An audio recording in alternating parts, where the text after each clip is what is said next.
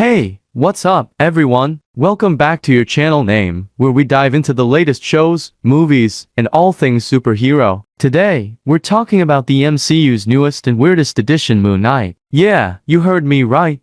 We're diving into a story about a superhero with multiple personalities, some mummy vibes, and a whole lot of ancient Egyptian craziness. Buckle up, it's going to get strange. So Moon Knight hit Disney Plus in 2022, and it's definitely one of the wildest rides Marvel's ever given us. The show stars Oscar Isaac as Mark Spector, and Stephen Grant, and, well, another guy, but we'll get to that. Let's just say Oscar Isaac's got enough personalities here to start his own Avengers team, and they would all argue with each other. Directed by Mohammed Diab, this show leans into some serious Egyptian mythology, mental health struggles, and plenty of what the heck is happening moments. If you thought Marvel was weird before, Moon Knight will make you feel like you've been on a 3-day trip in a desert without water. Alright, here's the basic rundown. Moon Knight follows Stephen Grant, a lovable but totally awkward British gift shop employee with the worst sleep schedule in the world. I'm talking, this dude wakes up in random places, tied to his bed,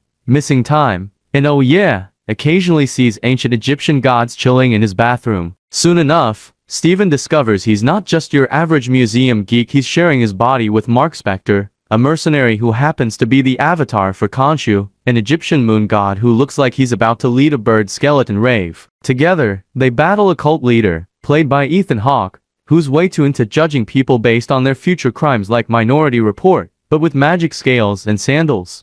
Let's talk about Oscar Isaac. The man crushes this role, and by role, I mean roles. He switches between Stephen and Mark so seamlessly, you forget they're played by the same guy. Stephen's like, oh, crikey, mate, I'm just trying to live my life. And Mark's like, time to punch some bad guys and break a few bones. It's wild. You've got Stephen, the guy who can't even ask for a raise, and Mark, who's basically one bad day away from taking on John Wick. And somehow, it works. Oscar Isaac's accent for Stephen is, well, it's something. It's like a combination of British guy at a tea shop and guy trying to remember what an English accent is supposed to sound like, but it's hilarious, and it weirdly fits Stephen's quirky personality. Then there's Ethan Hawke as Arthur Harrow, the creepiest cult leader since, well, every cult leader. He's like, let me just judge your entire life by looking into your soul for 5 seconds. Totally fair, right? His calm, creepy vibe is the perfect contrast to the chaos that's happening with Stephen and Mark. Plus, he looks like he wandered off the set of Game of Thrones and just started causing problems in Cairo. Now let's talk action. If you came here for some good old-fashioned Marvel fight scenes, Moon Knight delivers, but with a twist. The action is brutal. Mark doesn't pull any punches, and when he suits up as Moon Knight, man, this guy is straight up terrifying. Imagine Batman if he went full Egyptian mummy mode and wasn't afraid to leave the bad guys with a few broken bones. Oh, and then we have Stephen's suit, a whole different look. When he transforms, he looks like he's about to go host a supernatural talk show. Welcome to Moonlight with Stephen Grant. Today's topic: how to avoid getting possessed by a bird god.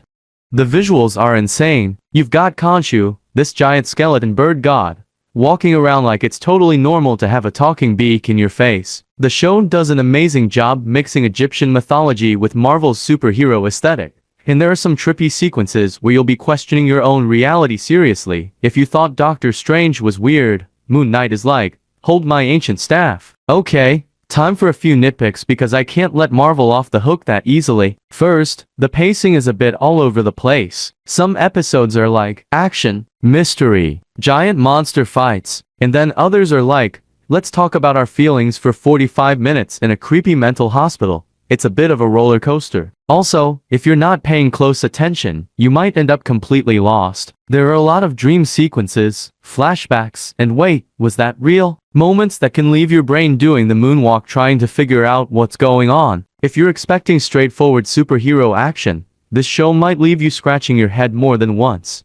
So, final thoughts on Moon Knight. It's easily one of the most unique and ambitious projects Marvel's put out so far. It's got Egyptian gods, multiple personalities, insane action, and Oscar Isaac being an absolute chameleon. Sure, it's confusing at times, but honestly, that's part of the charm. It's like a mystery wrapped in a puzzle, wrapped in a mummy's bandages. If you're a Marvel fan looking for something completely different from the usual superhero formula, Moon Knight is a must-watch. Just be prepared to question your sanity a few times along the way. I'm giving it 8 out of 10 magical moon crescents because let's be real, you'll never look at the moon the same way again. That's it for today's review, folks. What did you think of Moon Knight? Do you think Khonshu would be fun to hang out with? Or is that a hard pass? Let me know in the comments below. And hey, don't forget to smash that like button if you enjoyed this review, and subscribe for more Marvel madness. Thanks for watching, and remember, always keep an eye on the moon, it might be watching you back.